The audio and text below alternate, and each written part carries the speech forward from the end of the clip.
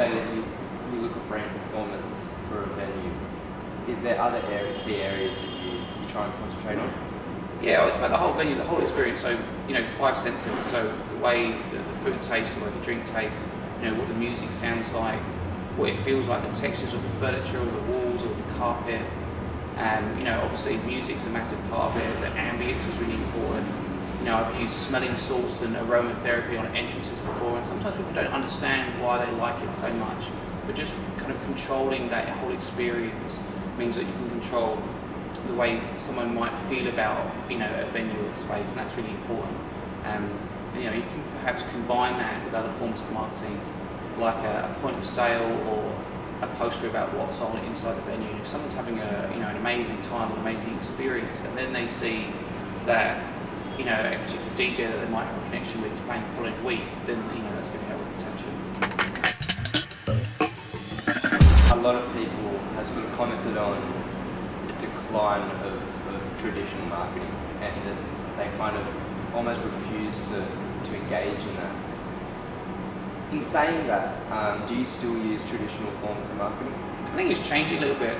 Traditional forms of marketing, like push marketing, these projected messages, they're always going to have their place. If you've got a strong offer that you want to communicate to the general public en masse, there's always going to be a place for that.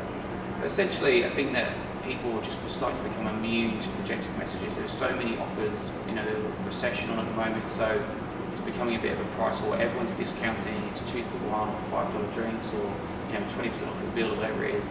And so I think that one offer that's out there is just competing with hundreds of thousands of other offers on sites of buses on the internet. So I think that there's a place for it if you want to communicate en masse a particular message. But I think that there's money that if you're going to weigh up, if you've got a limited marketing budget, I think you probably think quite carefully about the way you're going to spend that. You can spend it on usually magazine adverts, radio adverts are quite an expensive way to advertise. Couple that with the design fee and the time and the cost involved with that, or you could spend that money on something really creative and really interesting, and get them to come down and experience the venue. I think there's always it's a bit of a balance that's needed there. And sometimes you can have an experiential type event which needs some push marketing to coincide with it. To kind of, if you're running a free event or a big name DJ on something, you might need to use some push marketing to promote that experiential event. So sometimes they can work really well together, but there's definitely a decline in traditional advertising.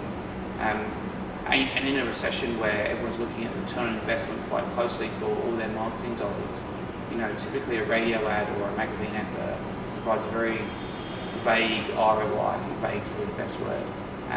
It's very difficult to measure whether that advert is actually working.